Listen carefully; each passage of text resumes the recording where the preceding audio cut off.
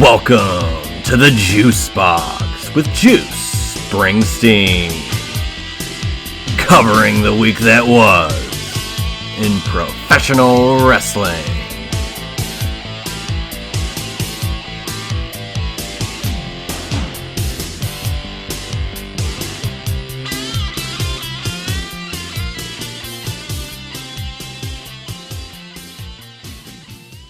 And the winner of the Academy Award for Best Picture, The Bloodline, Paul Heyman, Roman Reigns, Jay, Jimmy, Sami Uso, Solo Sikoa, The Bloodline.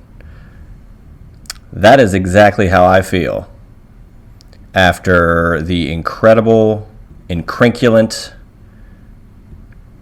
just emotionally driven Raw 30 Bloodlines trial of Sami Zayn segment that we had this past week on Monday Night Raw. An incredible 30-minute segment. I thought it was cinema-esque. Just the incredible, I'm going to keep saying incredible because that's exactly what it was. It was just magnificent storytelling at the highest level. And we are now so close to the road to WrestleMania. As we welcome you here to the Juice Box, I am Juice Springsteen. We are, as this pod is being recorded, 2 days away from the 2023 Royal Rumble event, premium live event. You can follow me on Twitter at JuicySteen. You can subscribe to this podcast on Apple Podcasts or go to juicysteen.podbean.com. You can also follow my wrestling t-shirt Instagram page at Juicy Wrestling Closet. This show is going to be a little bit everything, more or less Royal Rumble talk, some Royal Rumble fun, some historical Royal Rumble stuff we're going to be getting into. I'm going to go over the predictions that I'm going to give for that event coming up in 2 days. And I'm also going to give you a couple of top fives in my Royal Rumble retrospective coming towards the end of the program. Actually, today we're going to start with last night, AEW Dynamite, an incredibly emotional roller coaster of a show. The main event was really something that I've never ever seen. The Jay Briscoe tribute main event of Mark Briscoe versus Jay Lethal, one of Jay Briscoe's greatest opponents in Jay Lethal versus his day one Oos, Mark Briscoe, who is tougher than, I think anybody gave him credit for, even though we've given both the Briscoes a hell of a lot of credit over the years for being so tough in ring. But for Mark Briscoe, 8 days later, after his brother passes away tragically, to wrestle in the main event of AEW Dynamite and have just an amazing banger of a match with Jay Lethal that, they were going above and beyond to do things that Jay would have been proud of. And I really do think they achieved such. Someone on Twitter, I'm going to quote this tweet, says, "Pro wrestlers really are a different breed because where else are you going to get a guy elbow dropping another guy through a table from 7 feet in the air in his brother's memory while commentary says it's what he would have wanted?"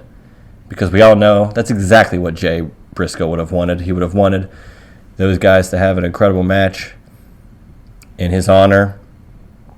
And I don't think they did anything less than that.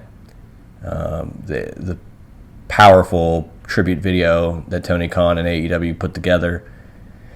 The fact that Tony Khan pushed a lot of buttons and really pushed this tribute going forward on TBS and TNT is a testament to Tony Khan as a promoter and person, and very special indeed that they could get that done and Mark Briscoe to be in the main event. And it is now reported that Mark Briscoe will be allowed to wrestle on AEW going forward, which I think it's best for everybody if he can kind of stay and, push on the Briscoe name in his brother's honor. But just an awesome Dynamite main event. All the wrestlers at the end of the show on the ramp. A lot of them are emotional. But Mark Briscoe being triumphant and just not letting the moment take over. He really showed a lot of heart in that main event, and I'm glad that they got to do that type of match in the main event for Jay Briscoe. Other stuff from Dynamite this week.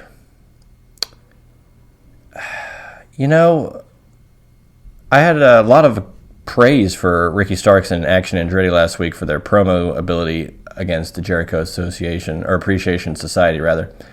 And yet this week they lose. Now, Floyd was involved, and there was a lot of shenanigans going on, a lot of interference this way and that way, but Starks and Andretti lose to the JAS, so all the momentum I gave them last week, gone. Bryan Danielson defeated Brian Cage, which I mistakenly referred to the match being on Rampage. It was not. It was on Dynamite, and Bryan defeated Cage. Bryan Danielson defeated Brian Cage with a roll-up after being just having his ass handed to him by Brian Cage, and Bryan Danielson just rolls him up for the schoolboy. Love that finish. Some guys don't like that finish because it devalues what Brian Cage did. I think it's smart wrestling, and Bryan Danielson's one of the top wrestlers in the world.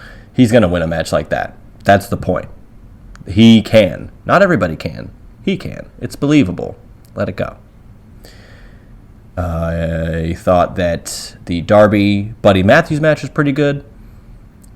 They highlighted the Great Muta Sting Darby Trios match that happened over in Japan over the weekend. Great Muta's final match. Great final showing for him as he rolls into the sunset. I don't know what's next for Darby other than another match with Samoa Joe, which should be another solid contest. Ethan Page, I'm just going to say Ethan Page deserves better, just in general.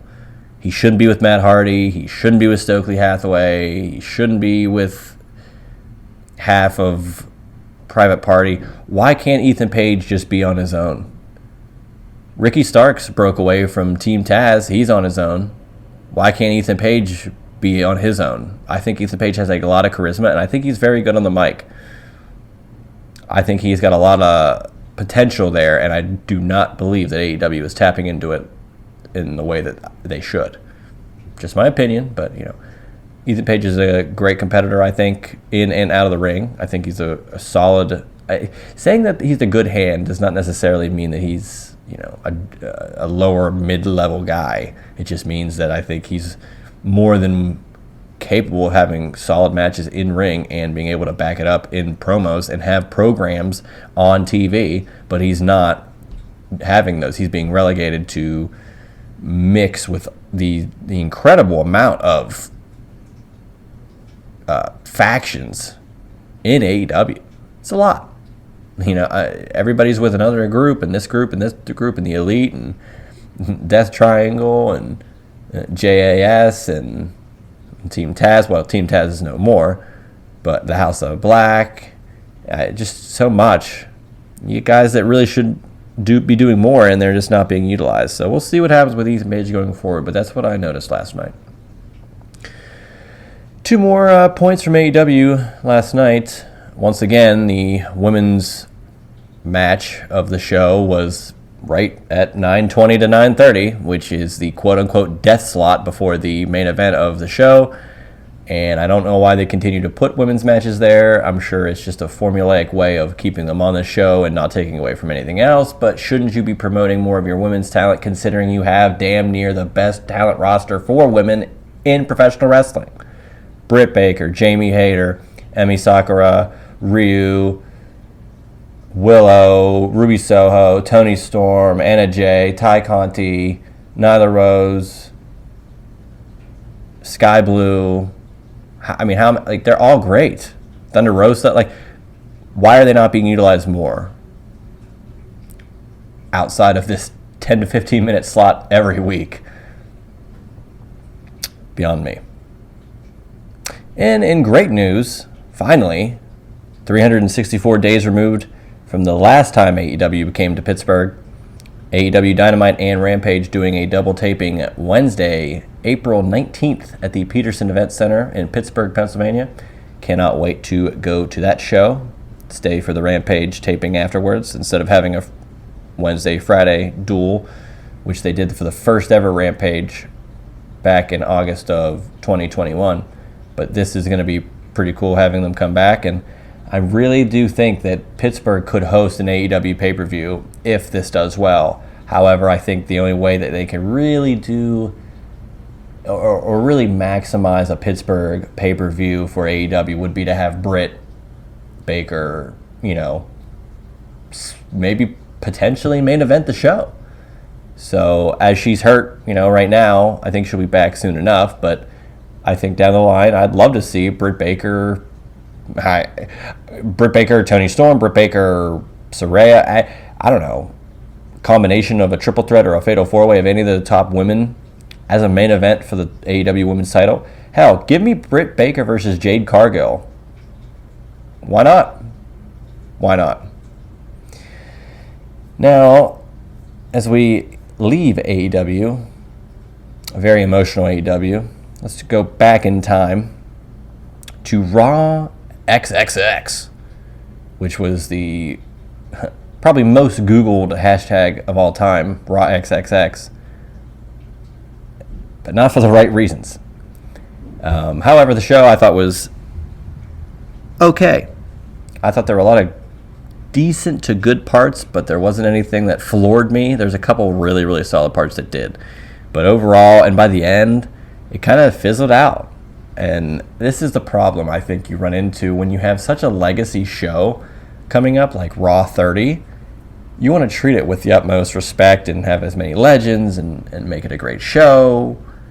But it's the go-home show for arguably a show that's been on 5 years longer than Raw. The Royal Rumble has been around since 1988, yet it's put in the rear view when you've got Raw 30 6 days away before it.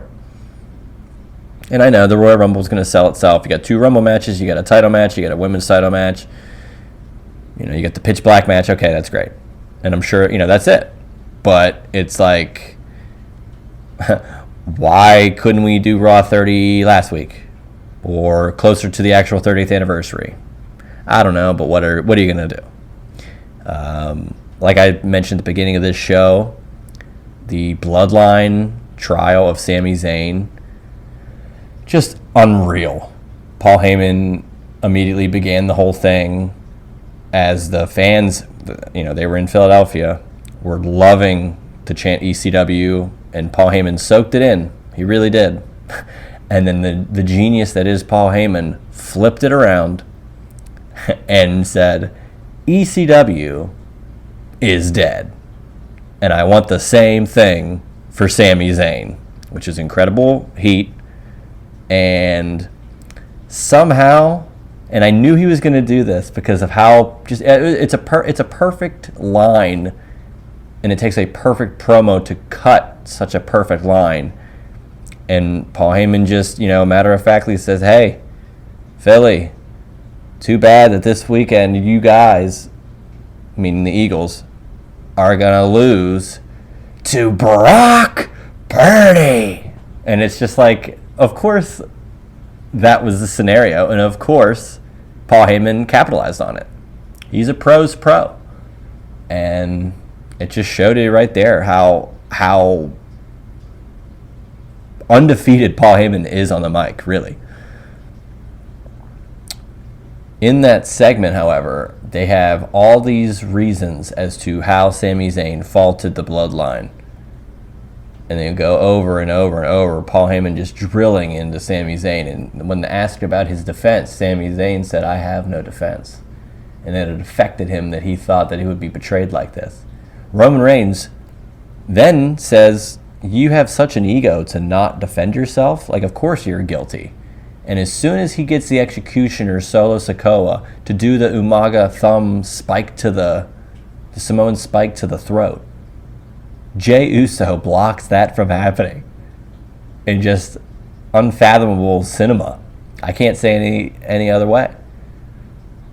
He presents his own defense, which is how many times Sami Zayn has helped the Bloodline.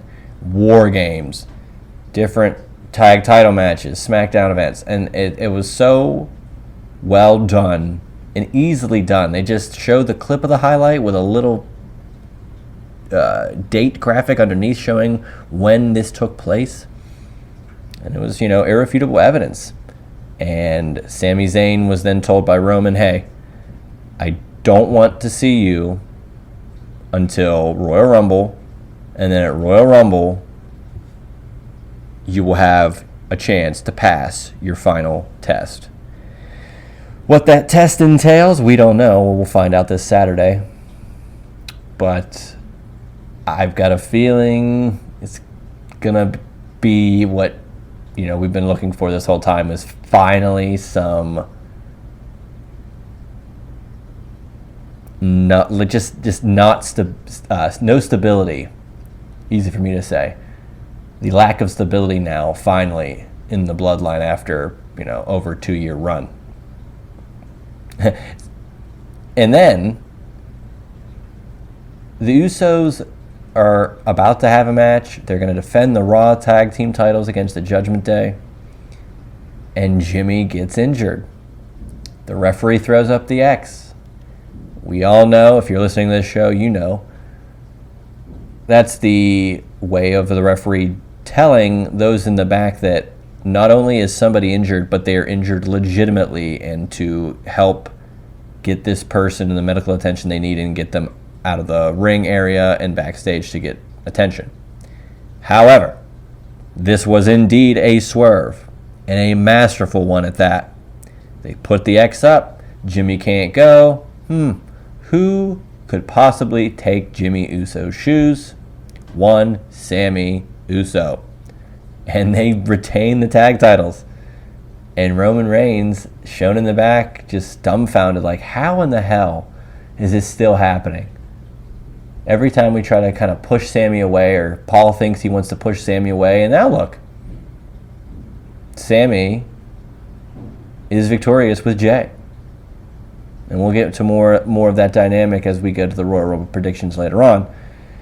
But what a great segment to start the show. However, seems like it might have taken too long among some other segments, but more or less the Bloodline at least took 30 minutes, which I thought was worth it, but it kind of put in motion other segments that may have gone longer, which cut out other segments, which we'll get to. The legends that were featured, Ric Flair, Hulk Hogan, whose mic didn't work, the APA, who had their, a bunch of poker tables. It was like a whole setup back there through the door. Godfather was back there, and JBL and Corbin tried to get back there. Corbin and JBL winning some money, and then IRS taking the money and leaving them only $100 because they didn't pay their taxes. Good stuff. My favorite, though, would be when Medusa shows that she had won the poker game, and then DDP proceeds to say, no, I have the better hand, and it's a straight flush of diamonds, and then he does the bang! I was in stitches watching this, knowing that it was diamonds. Like, it was such, again, I've said this a lot since AEW began, and to a point, they've done this, where if something is obvious and you know and you see that, okay, this is an obvious thing that people will love, a lot of promoters get in their own way and don't just do what is the obvious thing,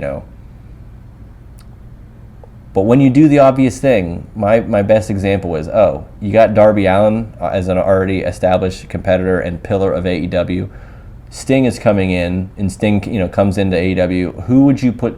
Like, you would obviously put Darby and Sting together. They have face paint. It's a young versus veteran dynamic. He can teach him. It's so easy. And they did it, and it's been incredible. And they're still they tag with the Great Muto over the weekend. So obvious stuff can work. So having DDP backstage to win a poker game by having a straight flush of diamonds, bravo. There was supposed to be a cage match on Raw 30 between Bayley and Becky Lynch, but due to time constraints, practically because of the Legends and the Bloodline segment, amongst other things, the match didn't happen. It was a schmoz quick non-match. They lowered the cage for nothing. And the Bellas took note of that and they took issue with that and did not have any problem stating that on their social media platforms. And I believe they were also upset that the women's revolution was not as described in a positive way or at all over the course of the Raw 30 show, when it was a pretty big deal the last 6 to 7 years. And also with that, Charlotte Flair, who got introduced by Rick, I'm glad they're on good terms again after how many times did Charlotte turn on Rick back in the day. Charlotte goes over all the competitors she's faced over the years on Monday Night Raw and purposefully maybe neglects to say Sasha Banks' name. Maybe that's everybody looking into it too much, but I mean, that's a glaring name that you have beaten and lost the title to and have had great matches with, and for you to just outright ignore that seems like revisionist history to me. And it also might reveal that Mercedes Moné might not just be in a New Japan ring. I think she might be AEW bound sooner than later. Which, there you go. Give me Britt Baker versus Mercedes Moné to main event on AEW pay-per-view in Pittsburgh. Book it. We had the interesting LA Knight promo, which led to, of all things, American Badass Undertaker finally reemerging after 20 years of being gone. And I loved it. You know, they had Kid Rock, the Kid Rock song, they had the bike. It really looked cool. They had the full presentation. And I thought it was great. And Bray Wyatt comes down, and they both do their finish to LA Knight.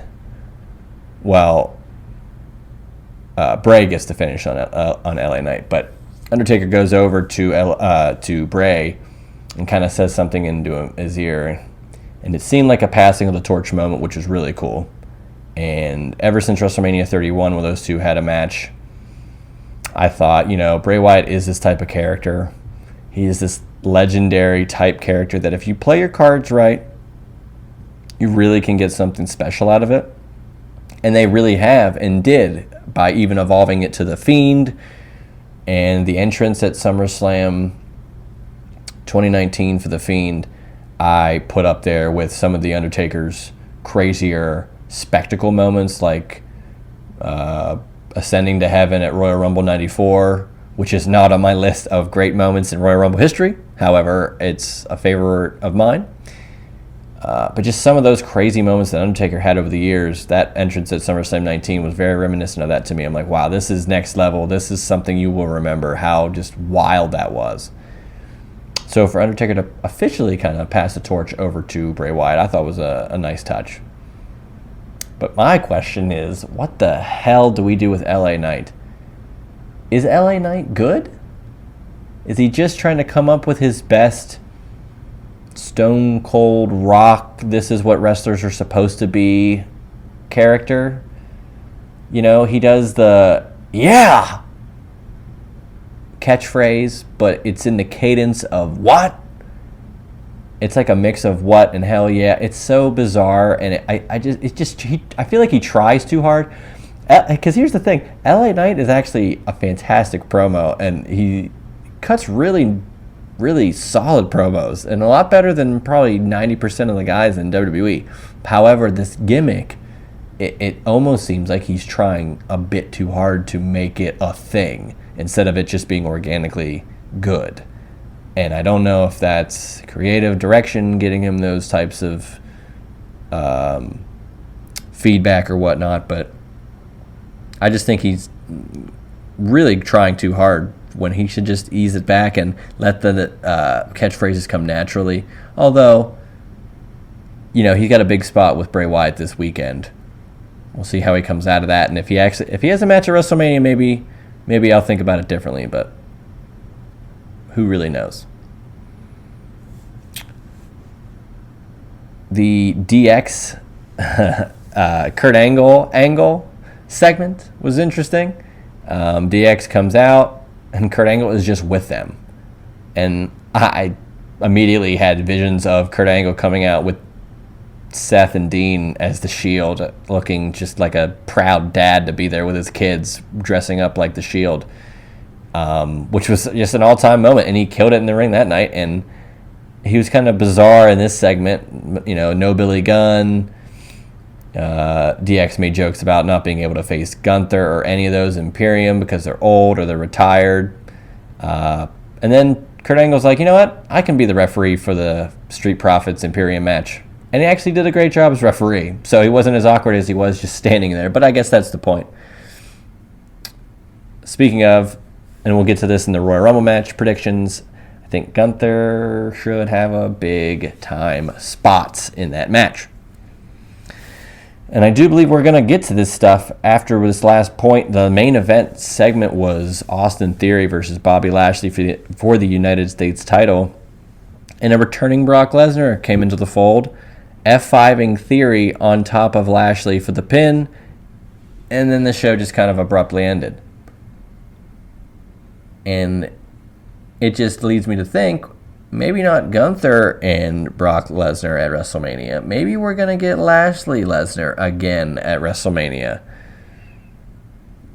I don't know if I like that, because it would be the third match. However, I do think there is money in the name value of those two guys, and maybe you do it in the fight pit. We'll see. But, yeah. That was Raw. Raw and Dynamite were two interesting shows, to say the least. Raw 30 was supposed to be this big, great legacy show, and it was for about the first hour and a half, and then the second hour and a half kind of just fell apart, and it just became a lame way to close out the go-home for one of your biggest shows of the year. And Dynamite was good, overall, and a segment I didn't mention was the Acclaimed and Ass Boys therapy session, which I thought was really good. That's where Billy Gunn was this week. But the end of the show was actually spectacular with the Jay Briscoe tribute match between Jay Lethal and Mark Briscoe, which Mark Briscoe was victorious in. So with that being said, let's get to a little Royal Rumble retrospective / Royal Rumble predictions for this Saturday night. Let's start with the retrospective. I just wanted to go over some stuff. I love the Royal Rumble pay-per-view, It's always an exciting time of year because that the road to WrestleMania is just on its way. It's about to be paved, and we're going to start going forward on that road after this week. The road will be constructed, and it'll be paved this Saturday. So the first of my 3 Royal Rumble retrospective topics here is my top 5, or my 5 favorite Royal Rumble matches altogether. Let's start with the obvious 1992. We'll go in order of year here. 1992 is not only is it a Royal Rumble match for the WWF title, but Ric Flair goes from third entrant to win the whole thing after being exiled from WCW. Bobby Heenan's call, it's not fair to Flair. The star power in that match, Sid, Macho, Piper, Jake, Taker. My God, the amount of guys in that Rumble are just unbelievable.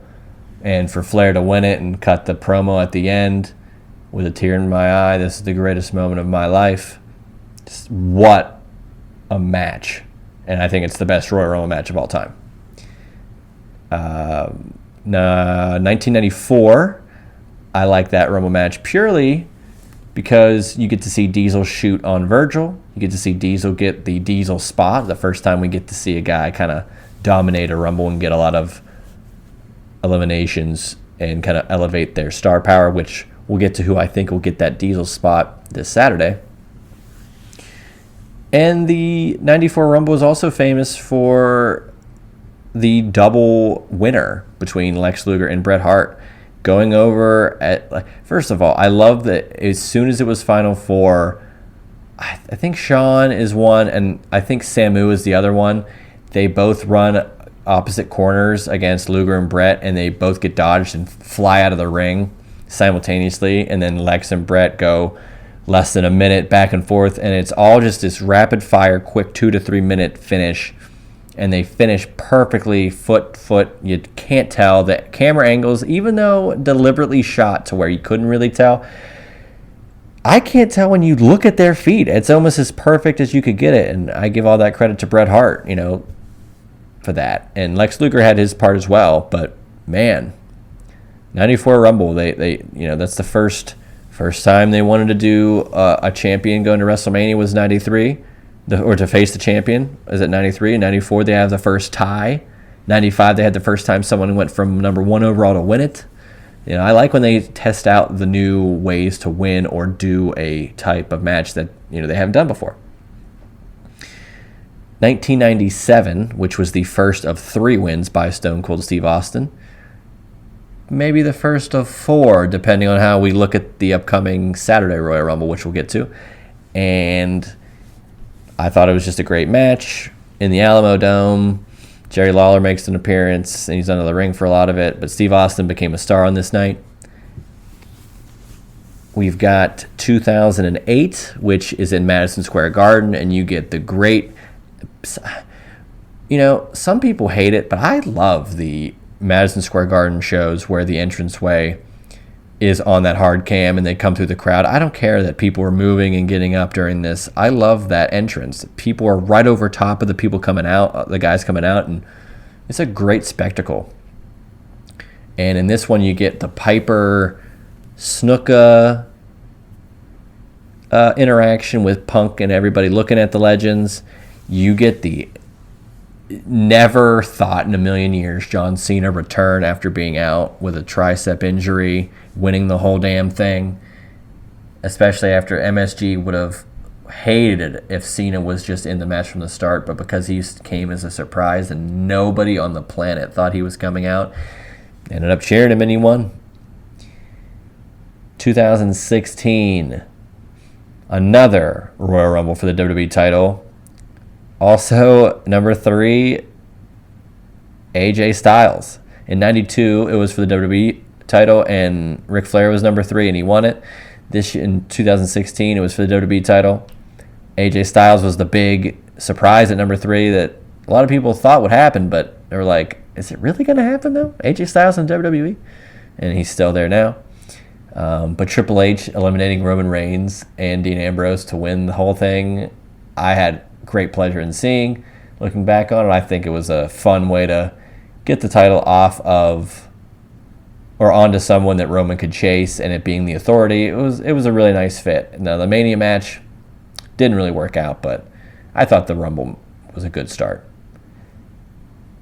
We'll go to my top 5 favorite Rumble pay-per-views overall. This will be a quicker one. 93, which I'll get to in a second why I like that one as a pay-per-view overall.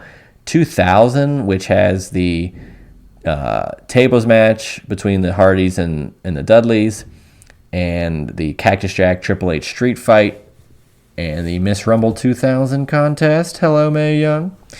2006, with Rey Mysterio winning the Royal Rumble. Undertaker making a triumphant return. Or actually, it might have been a Survivor Series. No, it was there. It was at Royal Rumble where he came out after Angle and Henry had their match. But Rey Mysterio winning the Royal Rumble, and it was on my birthday, which is always fun when the Royal Rumble drops on my birthday, which it will be this Saturday as well. 2008, like I said before, the Cena coming out was just unbelievable, and I remember this Rumble just so fondly. Kind of really in the thick of it as a fan, and I had a lot of fun with that Rumble pay-per-view overall. Had a great finish to the Jeff Hardy-Randy Orton match. And then 2014, no one's going to say this one because of the finish, but I was at this event. It was my first Royal Rumble pay-per-view that I have ever attended. I've only been to one still, but man, Daniel Bryan versus Bray Wyatt in the opener was an incredible match.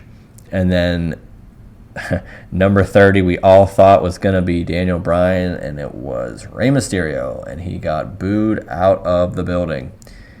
Whether that was, a good idea or a bad idea for the fans to do that, be that as it may, everybody was not happy that Batista was probably going to win. And we knew that going in, and we hoped it wouldn't happen, but they were just hell-bent on it, and that's what happened. Now, give credit to WWE. They course-corrected, and they gave us Daniel Bryan winning the title in a triple threat at WrestleMania 30. But damn, we really didn't have to work that hard to get there. We could have had it a lot easier. And then my other top 5 here is my top 5 non-Rumble matches at Royal Rumble pay-per-views. We'll go in order.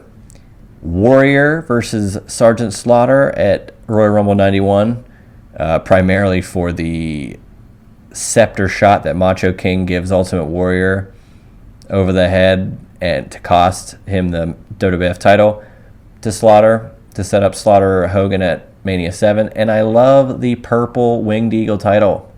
I don't know. I love the colored straps on those old titles, like the blue IC, the yellow IC, and then the purple Winged Eagle was an interesting one, the lavender one. And I think they did it with they might have done a blue Winged Eagle as well. I'm not sure. I have to ask Conrad about that. I mentioned 93 as my favorite Rumble pay-per-view earlier, one of mine, and that's because Bret Hart versus Razor Ramon's on there. It's Razor Ramon's first real big pay-per-view match, and I think he does a hell of a job. I love this match between him and Bret Hart for the WWE title, and I've watched it quite a few times. Bret Hart in 93 is on another level. I think his match with King of the Ring, or with Mr. Perfect at King of the Ring 93, is his best match. Top 5 Bret Hart match, but no one really talks about it because everybody loves the SummerSlam 91 match and matches with Austin and Owen, but that his 93 is incredible, and it starts off great with the match against Razor Ramon. The Triple H Cactus Jack 2000 Royal Rumble street fight match. The blood from Triple H's ankle is just brutal. The thumbtacks, just everything about this match is so good. I've seen it probably 100 times. I might watch it tonight. The Cena, Rollins, Lesnar triple threat from Royal Rumble 2015. Holy cow. The Phoenix Splash, the splash to the outside of the announce table from the top rope from Rollins. Just the amount of chaos that Lesnar brought to Cena and Rollins in this match was so much fun. This is what a triple threat match should be. Between that match and then the Daniel Bryan Batista Triple H match at Mania 30, I think those are some of the best ways to do a triple threat in the modern era, and I think more companies should follow that trajectory of the triple threat. And then finally, John Cena versus AJ Styles at Royal Rumble 2017, where Cena became a 16-time world champion. Hell of a match. Just, they killed it at SummerSlam, but this match, my God. Cena and AJ, for guys that, you get this match 5 to 7 years earlier when Cena's in top of WWE and AJ's top in TNA, and this match is probably just as good. But these guys are veterans at this point, and they have an incredible, incredible match. And I think everybody should go out of their way and go back and watch this one from Royal Rumble 2017. In fact, I'd recommend all 5 of those matches to go back and watch on the Peacock app. And now we get to the coup de grace, if you will. But I don't know if we're going to talk a lot about Finn Balor in this segment. This will be my Royal Rumble predictions. We'll try to make it short and sweet, so we cut this episode right under that 45-minute range. Let's start off with the Mountain Dew Pitch Black match. Bray Wyatt, LA Knight. Now, Pitch Black is a fun flavor that Mountain Dew has had over the over the years. I believe it was a Halloween flavor for a while, but now they have Voodoo as a Halloween flavor, but they bring Pitch Black back into the fold. And I love that WWE is going full steam ahead with the promotion here and making a Pitch Black match with a guy that has these types of matches in Bray Wyatt. You know, SummerSlam 94 had Domino's Pizza sponsoring everything, including Finding the Undertaker with Leslie Nielsen. Why not have Mountain Dew sponsor a match where Bray Wyatt's going to wrestle LA Knight? I think Bray Wyatt loses this match, however. And I think Uncle Howdy makes an appearance. And I think it helps LA Knight get a big win. And I think it helps further this storyline with Bray Wyatt and Uncle Howdy. Because I do see them having a match at WrestleMania. But we'll get there at some point. Raw Women's title. Bianca Belair versus Alexa Bliss. There's two ways this could go. Bianca just straight up wins and Alexa Bliss goes into obscurity.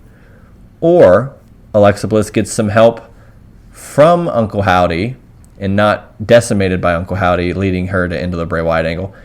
And if she gets help from Uncle Howdy, wins the match, wins the title from Bianca to lead Bianca into a chase program up until WrestleMania, which I think she's better as a chase than champion, because as a champion, she's Jane Cena. But as a chase, she's a hell of a chase. So I am going to say, because I picked LA Knight in the Pitch Black match, I'm going to pick Bianca Belair in this women's title match. WWE title, undisputed Universal title, what have you. Kevin Owens, Roman Reigns. This is their third Royal Rumble match that they have gone against each other. I believe they went against each other last year at the Royal Rumble, and then the other time that they went against each other was in 2017. So this is the third match that Reigns and Owens are wrestling for the Universal title at Royal Rumble, which is a wild stat. But there's no Chris Jericho in a shark cage in this match. And this is also where apparently we're going to see Sami Zayn's final test. And I think that he might get himself exiled from the bloodline in this match. I think Roman Reigns wins this match, but I think there will be a point post-match where Roman Reigns and the bloodline tried to decimate and end Kevin Owens once and for all, and giving that key to Sami Zayn to finish that. But I don't think he'll be able to do it, and I think he'll turn on the bloodline and get an amazing pop from the audience. And I think it'll lead to some fascinating stuff going forward, including what we got in Montreal, which is the Elimination Chamber pay-per-view. Could we see Roman versus Sami there? Could we see Roman versus Sami at Mania? I think we'll see it at Montreal Elimination Chamber. Roman Reigns will win. Now let's go to the Women's Royal Rumble match. I don't know how many women have been announced so far. I don't have that near me at the moment. Either way, I think it can go a couple of ways. I'm going to give you guys a couple of my potential winners, and then I will pick one. I think potential winners include Naomi, who wasn't announced but hasn't been involved in a while, but I think she could appear. Rhea Ripley, I think, also could be a potential winner of this match. And I also think Sonya Deville could potentially win this Royal Rumble match for the women. However, my choice will be Rhea Ripley. And not only will I think that Rhea Ripley is going to win this match, I think there's a scenario that they could conjure up because Rhea Ripley has been such a badass. And in fact, I think she could even make an appearance in the Men's Royal Rumble. Be that as it may. I think she could win the Women's Royal Rumble match and potentially challenge both Bianca Belair and Charlotte Flair for both titles on the line at WrestleMania, and something we've never seen at a WrestleMania, where two titles are on the line in the same match in a triple threat with the winner of WrestleMania from Royal Rumble. I think that'd be an incredible match, and I really think that it'd be something that they should try out.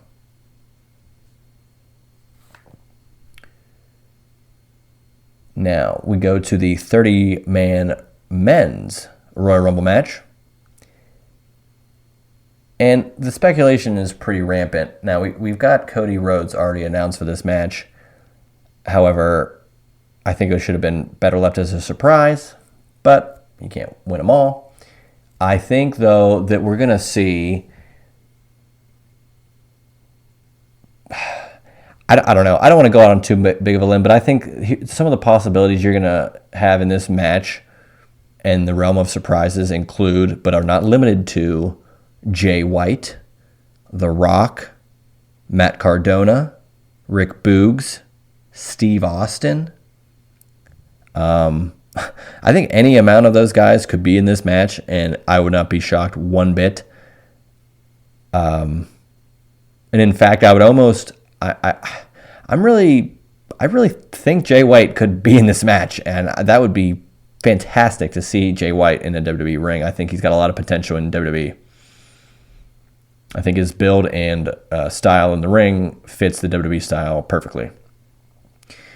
But I don't know. They a lot of rumors saying that The Rock is not ready for WrestleMania, like physically or whatever. I just don't buy any of that.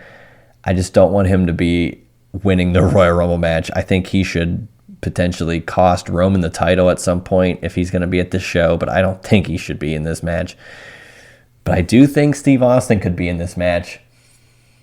And, oh man, if Steve Austin's in the Royal Rumble match and he doesn't win, he's got to set up something going forward. But I don't know who that would be with necessarily if you're not going to have him win the match. So I'm going to stick with Cody Rhodes winning the Royal Rumble. I think it's a safe bet. I'm sure I'll be wrong, but I think Cody Rhodes should win this match, go on to WrestleMania and defeat Roman Reigns for the title. And I think he should do what Dusty never did, which is win the WWE Championship in a great story, a true story, a real story. I think maybe some highlights in this match. I'll go out and say it. I think either Austin or The Rock will be in this match. I will pick one of those guys. Yeah, actually, how about this? I think out of the four guys that I mentioned, Matt Cardona, Jay White, Steve Austin, or The Rock, I would say at least one of those four guys will be in the Royal Rumble match. You heard it here first. You probably heard it here last, because I don't know if any of those guys will be in there. But hell, I think one of those guys could definitely be in there. Now, if it's Zack Ryder, it's still Matt Cardona, so I give myself that point. So I think any of those four guys could possibly be in this match. I think Cody Rhodes will win this match. I also think that in the Diesel spot, if we're going to do a Diesel spot where you get a lot of eliminations by one guy, I think that either has to go to Omos or to Gunther. And I think it would be better for Gunther because Gunther has more of an upside. Gunther's already a champion. He's probably going to have a high-profile match at WrestleMania. Even if he does lose the IC title somewhere down the line, I think he has a big, big match planned for WrestleMania. And I think that road to that big match starts at the Royal Rumble by eliminating a handful of talent. And, hell, let's put an outside shot thinking that Rhea Ripley could enter both the Women's Royal Rumble match and the Men's Royal Rumble match. I think that'd be a hell of a stat to be in both Royal Rumble matches. And I think she might get an elimination or two in the Men's Rumble. I think that'd be great. But I want to go over those picks one more time. I think Pitch Black match has LA Knight winning. I think Bianca Belair retains her Raw Women's Championship. I think Roman Reigns retains his Universal Championship against Kevin Owens. I think Rhea Ripley wins the Royal Rumble, the Women's Royal Rumble match.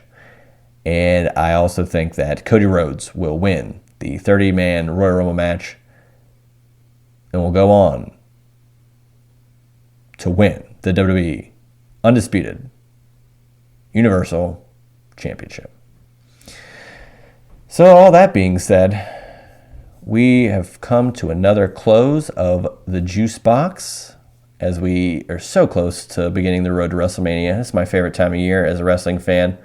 Royal Rumble has always landed, near my birthday.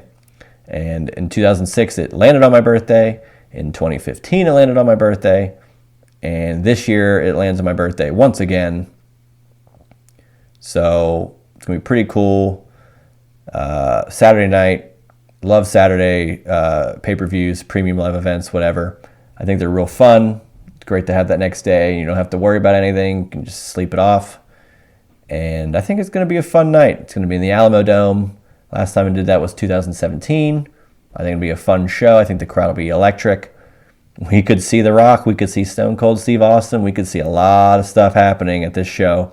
And I think it's going to really, really start paving the way to WrestleMania in Hollywood. So once again, I'm Juice Springsteen. You can follow me on Twitter at JuicySteen. You can subscribe to this podcast on Apple Podcasts or juicysteen.podbean.com. If you can rate this show, give it a review on Apple iTunes, that'd be fantastic. You can also follow my wrestling t-shirt Instagram page at Juicy Wrestling Closet. I'm Juice Springsteen, and I will see you guys next week with some Royal Rumble recap. That was The Juice Box with Juice Springsteen. Make sure to subscribe to The Juice Box wherever you listen to podcasts.